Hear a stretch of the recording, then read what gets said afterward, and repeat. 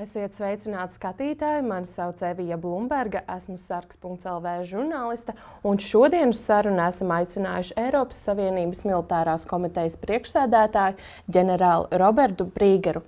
Runāsim, kas ir Eiropas Savienības Militārā komiteja, kā varam spēcināt Eiropas Savienības militārās spējas, ņemot vērā, ka nākamais ASV prezidents būs Donalds Tramps, kā arī kāda būs Eiropas Savienības drošības arhitektūra, stājoties pretī Krievijas draudiem.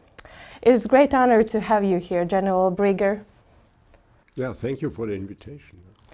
I think we will start with the easiest question for you.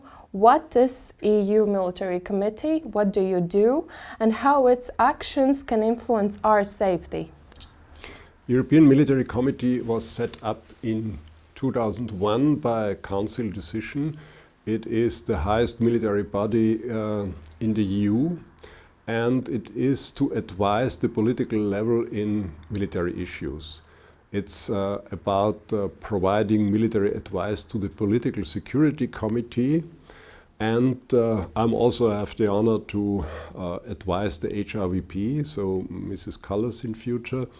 And we are summoning twice a year with the chiefs of defense of all 27 member states. The last occasion has been in October in Budapest.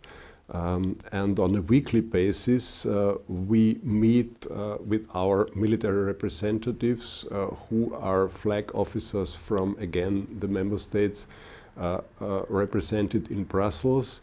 We have our weekly meetings there, and we discuss and decide about military questions and issues, and what can be the contribution for security. We try to foster the awareness that we need to do more within the European Union.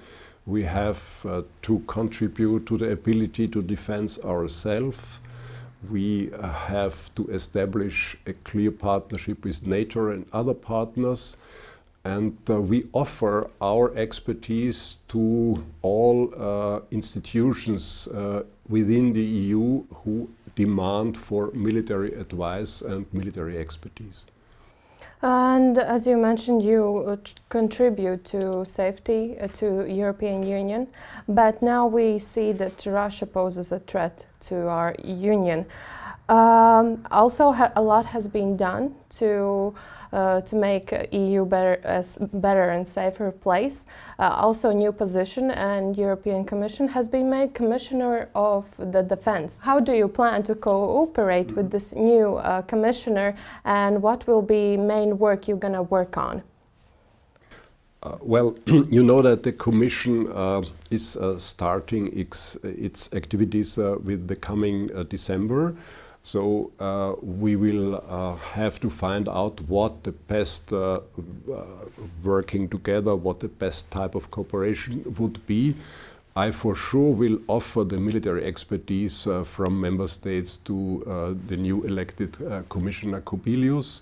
And my advice would be to make use of this expertise whenever military or military-industrial issues are to be discussed, and we can for sure provide contributions for possible solutions.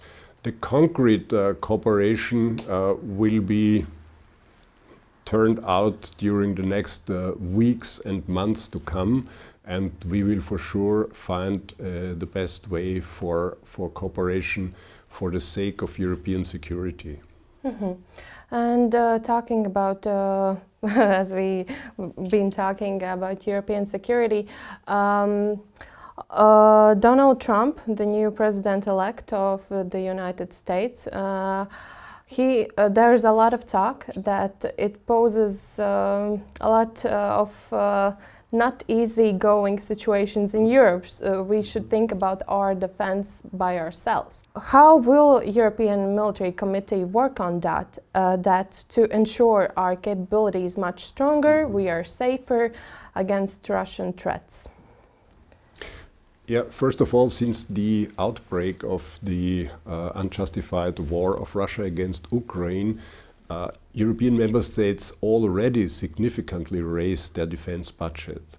And additionally, the European Union created incentives and measurements to support this process of creating more capable and standardized European armed forces in order to serve within the context of the alliance or for European endeavors, be it missions and operations outside, but also, for instance, supporting Ukraine with the training and equipment of Ukraine soldiers on European soil.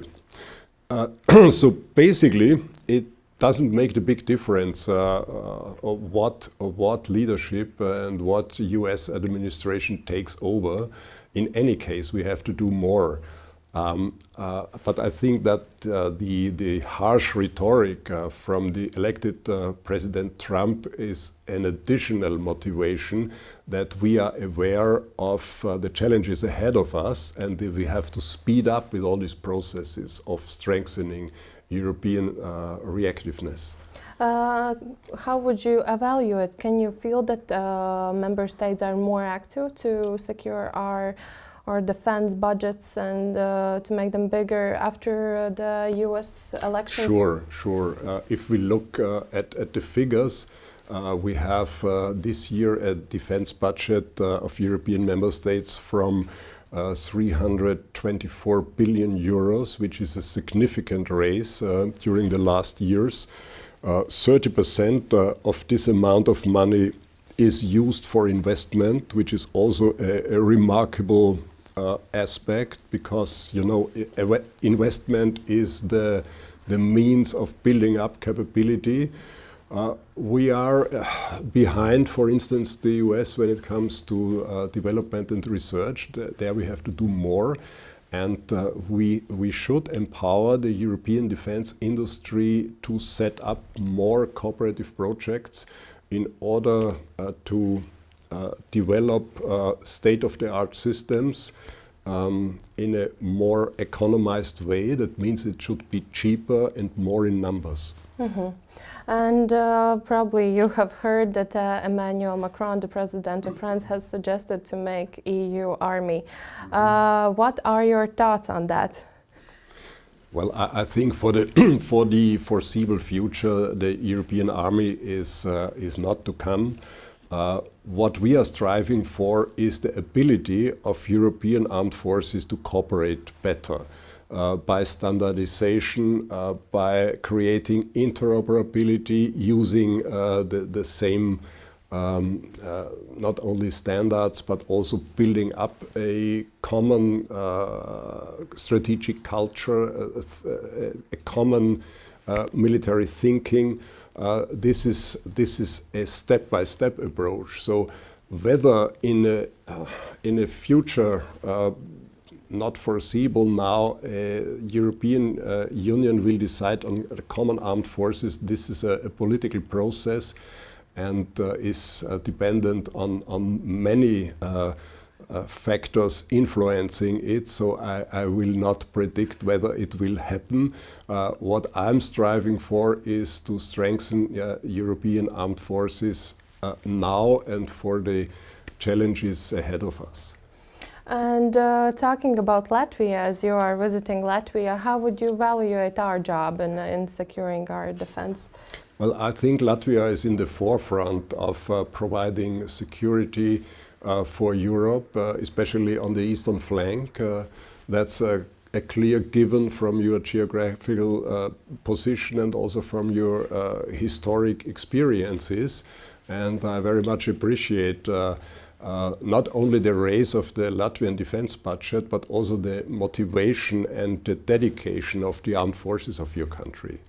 And do you see the Western Europe ready to do the same as we are? Well, there is for sure space for improvement.